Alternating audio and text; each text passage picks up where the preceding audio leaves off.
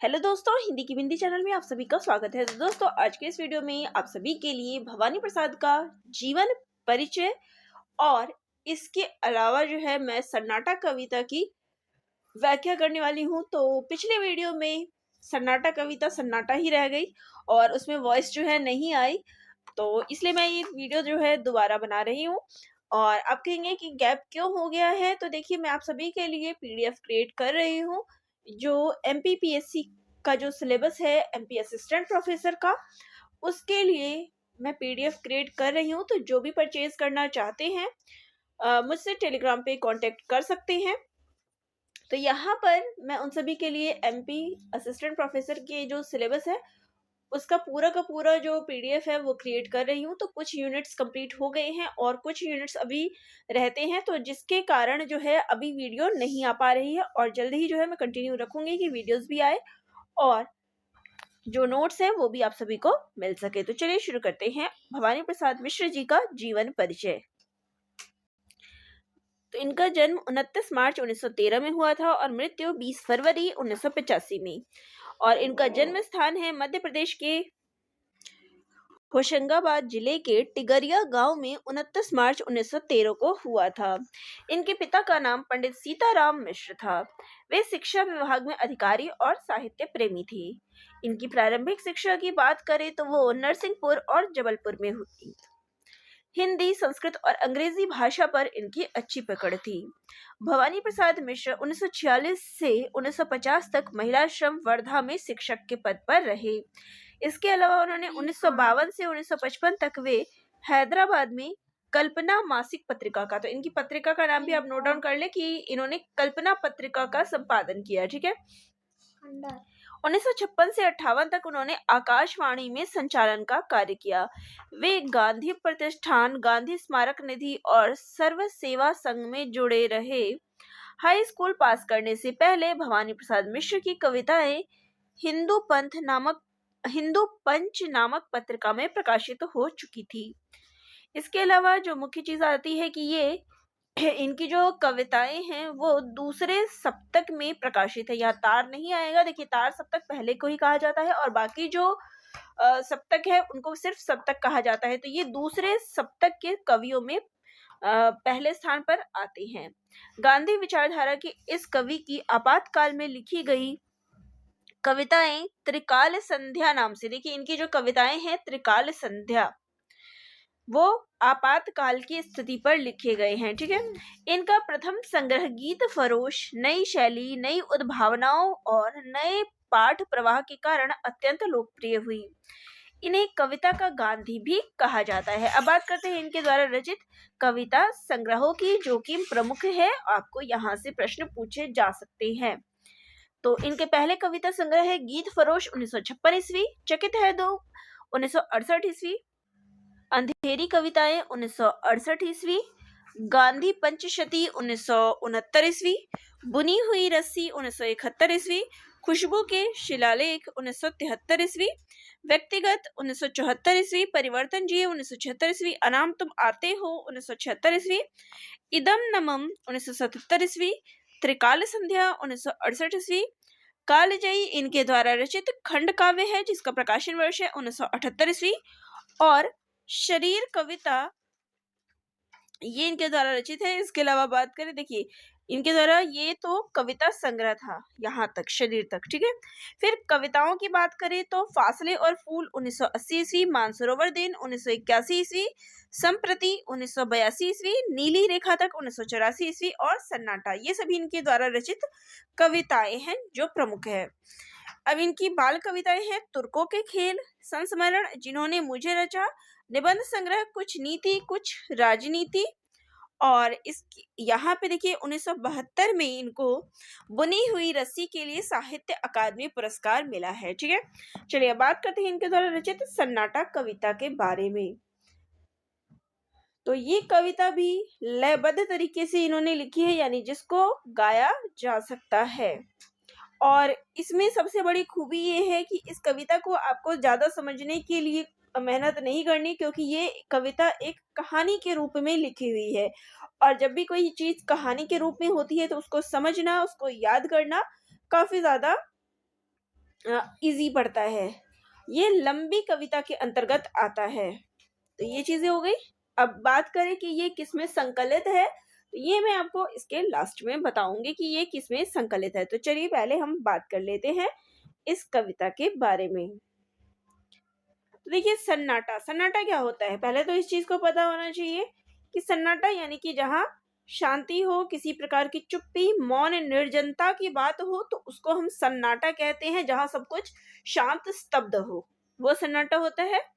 यहाँ पर सन्नाटा जो है वो वक्ता के रूप में है और अपनी बात दूसरों को वो बता रहा है। तो सन्नाटा स्वयं पाठकों को अपना परिचय दे रहा है। तो पहले अपना नाम बता दूं तुमको, फिर चुपके चुपके धाम बता दूं तुमको। तुम चौक नहीं पड़ना यदि धीमे धीमे, मैं अपना कोई काम बता दूं तुमको। तो यहाँ सन्नाटा कहता है कि सबसे पहले मैं तुमको अपना नाम बता देता हूँ, फिर चुपके चुपके अपना धाम यानी जहाँ मैं रहता हूँ वो जगह, उसका परिचय भी मैं दे देता हूँ। लेकिन तुम जब मेरे बारे में जानोगे तो तुम चौक मत जाना कि मैं कौन हूँ, यदि धीमे धीमे मैं अपना कोई काम बता दूं। तो अगर मैंने कोई अपना काम बता दिया धीमे धीमे तुमको, तो मुझसे डर मत जाना, चौक मत जाना। आगे कहते हैं कि कुछ लोग भ्रांतिवश मुझे शांति कहते हैं, कुछ निस्तब्ध बताते हैं, कुछ चुप रहते हैं। मैं शांत नहीं, निस्तब्ध नहीं, फिर क्या हूँ? मैं मौन नहीं हूँ, मुझ में स्वर बहते हैं। तो यहाँ सन्नाटा कहता है कि कुछ लोग तो कुछ लोग जो है सन्नाटा को भ्रांति के कारण, ये भ्रम में आने के कारण सन्नाटा को जो है शांति बता देते हैं कि सन्नाटा का अर्थ जो है वो शांति से होता है। वहीं पे कुछ लोग जो है इसको निस्तब्ध बताते हैं कि इसके अंदर कोई भी शब्द नहीं है। वहीं पे कुछ लोग कहते हैं कि ये तो हमेशा चुप रहता है। तो आगे सन्नाटा कहता है कि मैं शांत नहीं हूँ, कि मैं शांत भी नहीं हूँ, निस्तब्ध भी नहीं हूँ। तो फिर आगे कहता है कि फिर मैं क्या हूँ? तो अगर मैं शांत नहीं हूँ, निस्तब्ध नहीं हूँ, तो मैं क्या हूँ? मैं मौन भी नहीं हूँ, यानी मैं चुप रहने वाला भी नहीं हूँ। मुझ में भी स्वर बहते हैं, तो मुझ में भी शब्द है, मैं बोल सकता हूँ। आगे कहते हैं कभी कभी कुछ मुझ में चल जाता है, कभी कभी कुछ मुझ में जल जाता है। जो चलता है वह शायद है मेंढक हो, वह जुगनू है जो तुमको छल जाता है। तो आगे कहते हैं कि कभी कभी कुछ मुझ में चल जाता है, तो ऐसा लगता है कि कभी कभी कोई चीज जो है मेरे अंदर चल रही है, और कभी कभी तो ऐसा लगता है जैसे कि कोई चीज जो है मुझे अंदर ही अंदर जला रही है, मेरे अंदर जल रही है। जो चलता है वह शायद है मेंढक। तो जो चल रहा है, जो अंदर ही अंदर मन में चल रहा है, वो शायद मेंढक है। तो मेंढक क्या है? उछल कूद मचाता है, कभी शांत नहीं बैठता। तो कहने का मतलब है ये उथल पुथल जो मचती है ना, उसको यहाँ मेंढक के रूप में बताया गया है। तो उदाहरण के रूप में हम कह सकते हैं कि उसने मेंढक के रूप में अपनी उथल पुथल को बताया है। कि बाहर से तो सब कुछ लगता है, कई बार सन्नाटा होता है तो बाहर से तो सब कुछ शांत लगता है, लेकिन मन के अंदर एक अजीब सी हलचल मची रहती है। तो यहाँ उस हलचल को मेंढक से बताया गया है।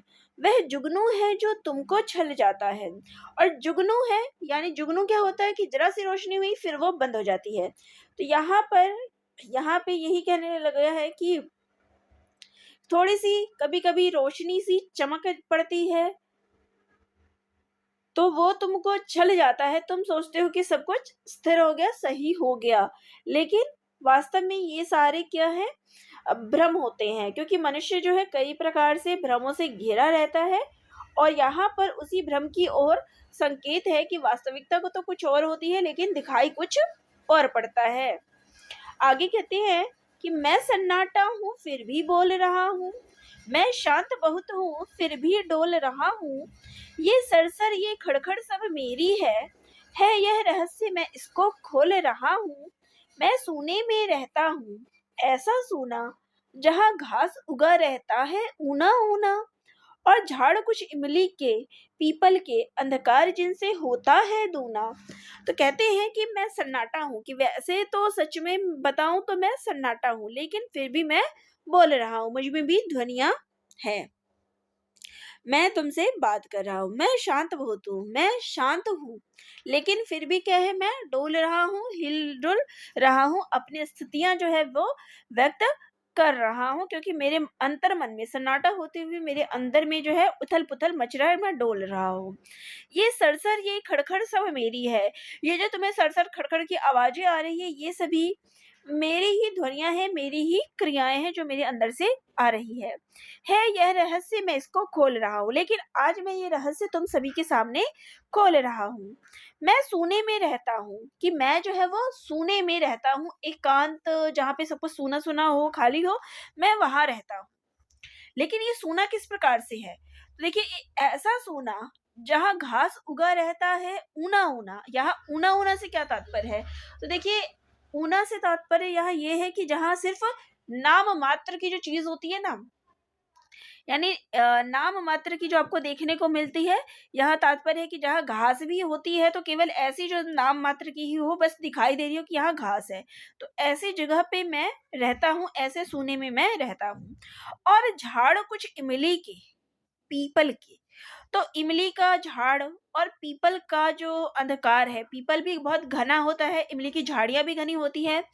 तो इनसे क्या होता है कि अंधकार जो है वो और दुगना हो जाता है और ज़्यादा बढ़ जाता है, ऐसे स्थान पर मैं रहता हूँ। आगे कहते हैं कि तुम देख रहे हो मुझको जहाँ खड़ा हूँ, तुम देख रहे हो मुझको जहाँ पड़ा हूँ, मैं ऐसे ही खंडर चुनता फिरता हूँ, मैं ऐसी ही जगहों में पला बढ़ा हूँ। तो आगे सन्नाटा कहता है कि तुम देख रहे हो मुझको, कि तुम जो है मुझको देख रहे हो कि जहाँ मैं खड़ा हूँ, मैं कहाँ खड़ा हूँ, मैं कहाँ स्थित हूँ। तुम देख रहे हो मुझको जहाँ पड़ा हूँ, मुझे देख रहे हो जहाँ मैं पड़ा हुआ हूँ, स्थिर हूँ। तो ऐसी जगह पे मैं जाऊँ जहाँ पे तुम्हें पता है, क्योंकि जो सूनापन होता है, सन्नाटा होता है, वो ऐसे ही खंडर ऐसे ही जगहों में रहता है। मैं ऐसे ही खंडर चुनता फिरता हूँ, तो मैं जो है ऐसे ही खंडर यानी सन्नाटा जो होता है वो अपने लिए जगह ऐसे ही स्थानों की खोज में करता है जहाँ पर कोई लोग, कोई भी व्यक्ति ना हो, हर तरफ सन्नाटा हो। मैं ऐसे ही जगहों में पला बढ़ा हूँ। तो सन्नाटे जो है ऐसे ही जगहों में पले बढ़ते हैं जहाँ कोई भी मनुष्य ना हो, जिन स्थानों को निर्जन कहा जाता हो। हाँ, यहाँ किले की दीवारों के ऊपर, नीचे तलघड़ में, या समतल पर या भू पर, कुछ जनश्रुतियों का पहरा यहाँ लगा है, जो मुझे भयानक कर देती है छूकर। तो आगे कहता है कि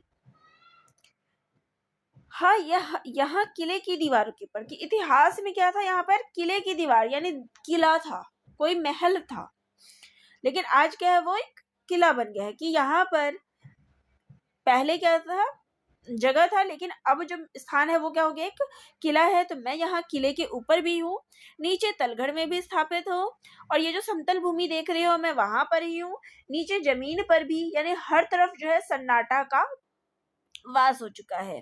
कुछ जनश्रुतियों का पहरा यहाँ लगा है। तो लेकिन कुछ जो जनश्रुतियाँ यानी कि लोक अपवाद जो है, मिथक जो घटनाएं होती है, वो इस स्थान पर यहाँ पर प्रचलित है, जो मुझे भयानक कर देती है चुका, जो मुझे जो है यानी इस सन्नाटे को जो है और ज़्यादा भयानक बना देती है। यानी कि जो कुछ घटनाएँ ऐसी हो जाती है, कुछ कहानियाँ ऐसी हो जाती है किसी भी स्थान को लेके, जो उस सन्नाटे को और ज़्यादा भयानक बना देती है। जैसे कि अतीत में कोई भी ऐसी घटनाएँ हैं कि भूत-प्रेत, कोई प्राकृतिक शक्तियाँ हैं, जो उस स्थान को, सन्नाटे को और ज़्यादा भयानक बना देती है। आगे कहते हैं, तुम डरो नहीं, वैसे डर कहाँ नहीं है। पर खास बात डर की कुछ यहाँ नहीं है, बस एक बात है, वह केवल ऐसी है, कुछ लोग यहाँ थे, अब वे यहाँ नहीं है। तो यहाँ पे आगे कहते हैं कि तुम डरो नहीं, कि तुम जो है वो डरो मत। लेकिन असल बात तो ये है कि डर कहाँ नहीं है। आज अगर तुम घर में रहते हो तो तुम्हें डर लगता है, तुम बाहर जाओगे तो तुम्हें डर लगता है। तो डर का माहौल तो हर जगह देखने को मिलता है। आज व्यक्ति जो है अपने जीवन में हर चीज से डरता है, तो डर का माहौल तो हर जगह है, तो तुम सन्नाटे से ही क्यों डरते हो। पर खास बात डर की यहाँ कुछ नहीं है, कि खास बात जो है वो यहाँ डर की कोई ऐसी है ही नहीं जो तुम यहाँ पे सन्नाटे को देख के डर रहे हो। बस एक बात है, वह केवल ऐसी है। बस केवल एक ही बात है, और वो बात ये है कि कुछ लोग पहले यहाँ इस जगह पे बसते थे, अब वे यहाँ नहीं है। यानी इतिहास में कुछ समय पहले जो है लोग यहाँ पर थे, लेकिन अब वो यहाँ नहीं है। ये स्थान जो है निर्जन बन गया है और इस कारण यहाँ सन्नाटा लगता है। अब यहाँ पर से एक कहानी जो है आपको सुनने को मिलती है। यहाँ बहुत दिन हुए, एक थी रानी, इतिहास बताता नहीं उसकी कहानी, वह किसी एक पागल पर जान दिए थी, उसको केवल एक यही नादानी। तो आगे कहते हैं कि यहाँ बहुत दिन हुए, कि यहाँ बहुत दिन पहले एक रानी जो है यहाँ हुआ करती थी, लेकिन इतिहास जो है इस रानी के विषय में कोई कहानी नहीं बताता है। कोई कहानी जो है इस रानी के बारे में उल्लेख नहीं मिलता है। वो एक पागल पर जान दिए थी, यानी वो एक पागल से प्रेम करती थी। उसकी केवल यही थी नादानी, यानी कि उसने केवल एक यही गुनाह किया था कि उसने एक पागल से प्यार कर लिया था। आगे कहते हैं, यह घाट नदी का अब जो टूट गया है, यह घाट नदी का अब जो फूट गया है, यहाँ बैठ रोज यहाँ वह यहाँ बैठ कर रोज रोज गाता था, अब यहाँ बैठना उसका छूट गया है। शाम हुई रानी खिड़की पर आती थी, पागल के गीतों को वह दोहराती, तब पागल आता और बजाता बंशी, रानी उसकी बंशी पर छुप छुप कर गाती। तो आगे कहते हैं कि ये जो घाट तुम सामने देख रहे हो, जो कि अब कैसा है, अब टूट गया है। यह घाट नदी का अब जो फूट गया है, ये घाट क्या है, अब टूट गया है और फूट हो गया है, क्योंकि पुरानी चीज है तो काफी समय हो गया है। तो ये घाट पहले ऐसा नहीं था, पहले सही था, लेकिन अब जो है वो टूट फूट हो गई है। वह यहाँ बैठकर रोज गाता था।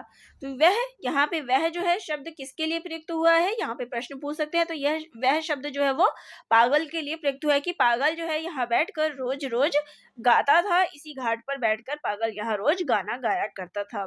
अब यहाँ बैठना उसका छूट गया है। अब जो है इसका बैठना छूट गया है, क्योंकि अब जो है वो जिंदा नहीं है, जीवित नहीं है। पहले वो जीवित था तो यहीं पर वो गाना गाता था। शाम हुए रानी खिड़की पर आती, कि शाम होते ही रानी जो है यहाँ खिड़की पर आ जाती थी, महल की खिड़की पर आ जाती थी, और वो उस पागल के गानों को, जो पागल गीत गाता था, उसको वो दोहराती रहती थी, उसको गाती रहती थी। उसी समय वहां पागल भी आता था, और पागल जो है वो बंसी बजाता रहता था। रानी उसकी बंसी पर छुप छुप कर गाती थी। तो रानी जो उसकी बंसी की धुन सुनती थी तो उस पर वो छुप छुप कर गाने लग जाती थी। किसी एक दिन राजा ने यह देखा, खिंच गई हृदय पर उसकी दुख की रेखा, यह भरा क्रोध में आया और रानी से उसने मांगा इन सब साझों का लेखा जोखा।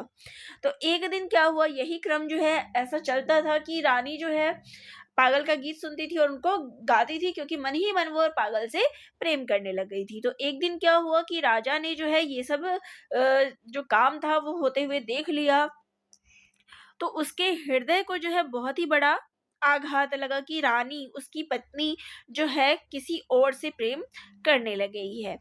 तो उस तो इससे उसकी दुख की रेखा, जो दुख दुख था उसके अंदर और ज्यादा वो बढ़ गया। यह भरा क्रोध में आया, तो वो राजा जो है वो बहुत ही ज्यादा क्रोध में आ गया, और रानी से उसने इन सब चीजों का जो है लेखा जोखा मांगा, कि इन सब बातों का हिसाब किताब मांगा, कि तुमने एक तुम्हारी शादी जब यहाँ हो चुकी थी तो तुमने उससे प्रेम कैसे किया। पुरुष का जो वर्चस्व है वो वहां जाग गया, कि तुमने जो है ये गलत काम किया है, तो ये तुमने कैसे किया।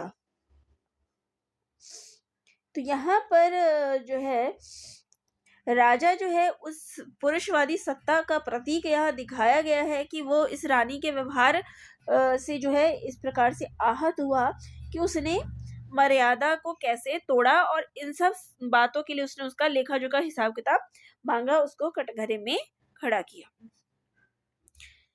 रानी बोली, पागल को जरा बुला दो। मैं पागल हूँ राजा, तुम मुझे भुला दो।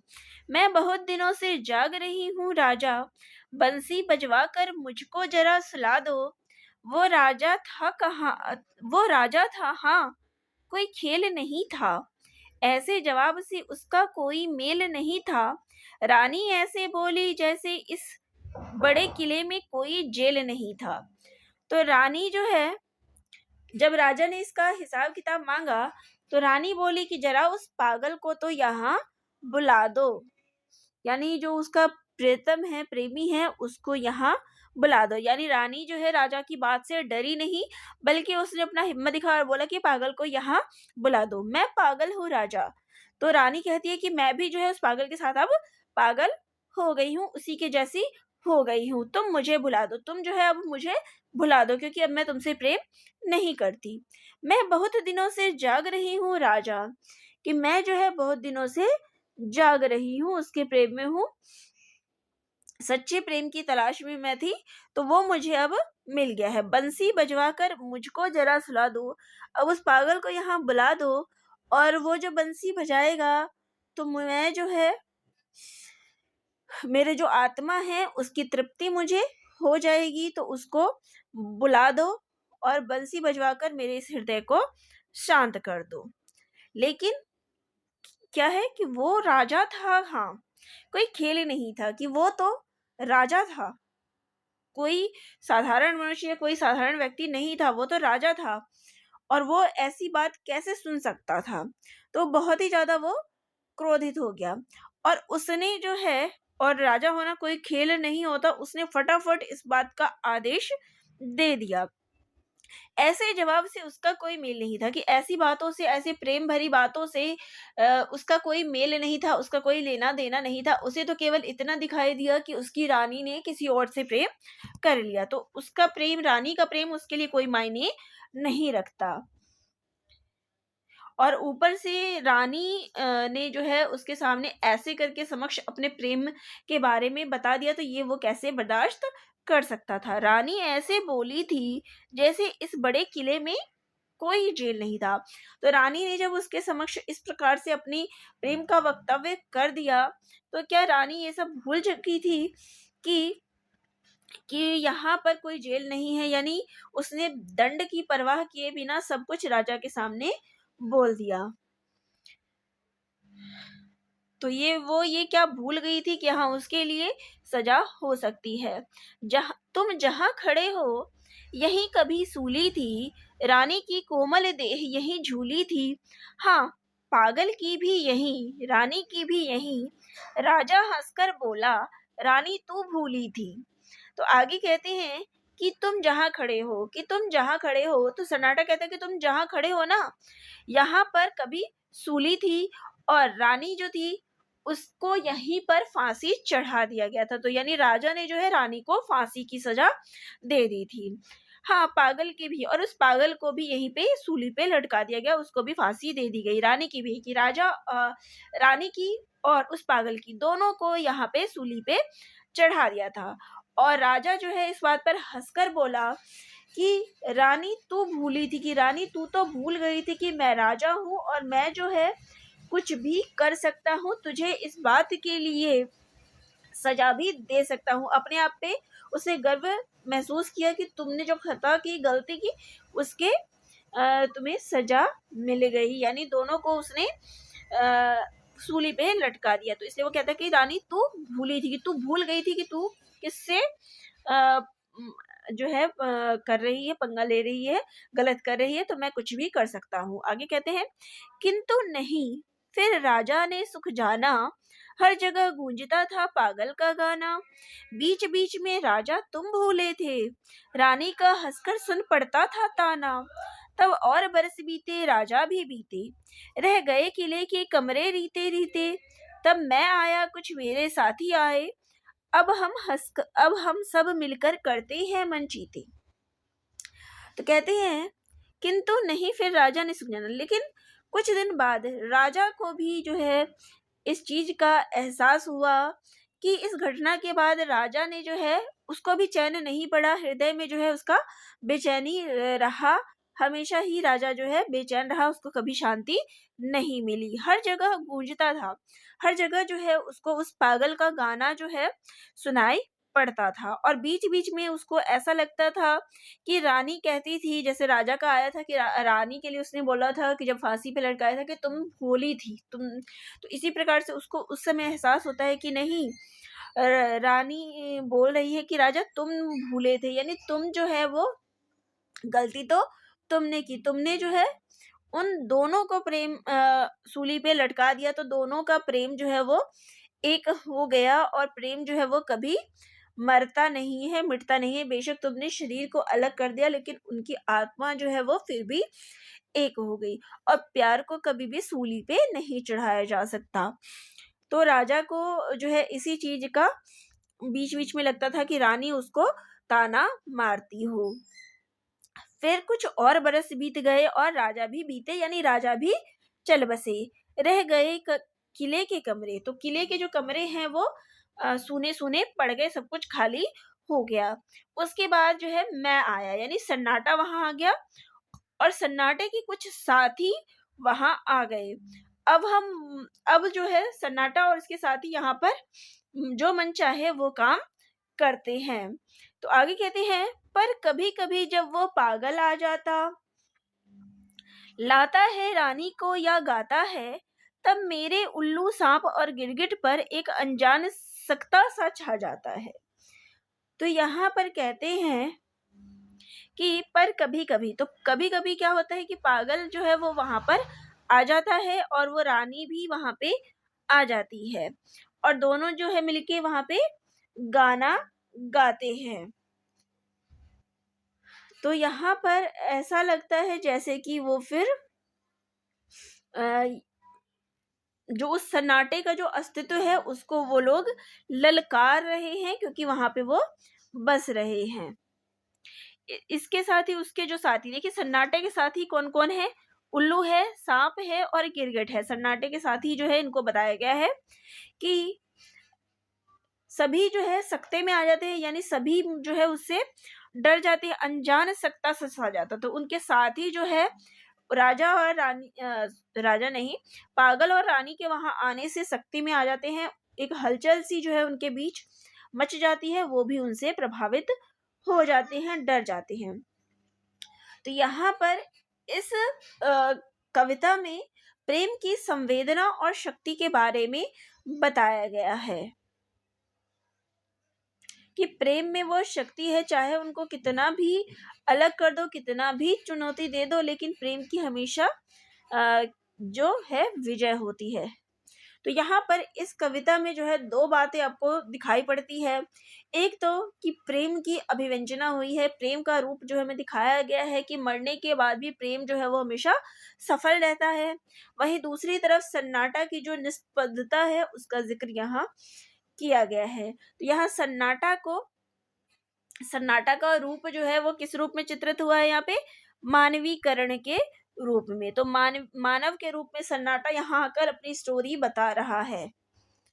ठीक है, और भाषा शैली आप देख सकते हैं कि बहुत ही सरल सहज है, आसानी से आप इसको समझ सकते हैं। तो सन्नाटे का यहाँ पे मानवीकरण हुआ है। किसका मानवीकरण हुआ है? सन्नाटे का। ठीक है, और उसके माध्यम से जो अपनी पूरी कहानी वो बता रहा है, और कहानी के रूप में जो है ये कविता लिखी गई है, और एक कहानी जो है इसमें बताई गई है। यही मुख्य चीजें थी। और काव्य संग्रह जैसे मैंने बताया था, तो ये भवानी प्रसाद मिश्र के काव्य संग्रह गीत फरोश में संकलित है, और गीत फरोश का प्रकाशन वर्ष है 1956 ईस्वी। तो चलिए, ये था संपूर्ण सन्नाटा कविता का के से संबंधित महत्वपूर्ण चीजें। तो आपको ये कविता कैसी लगी कमेंट करके जरूर बताइएगा, और चैनल पे नए हैं लाइक शेयर और सब्सक्राइब भी करिएगा। धन्यवाद।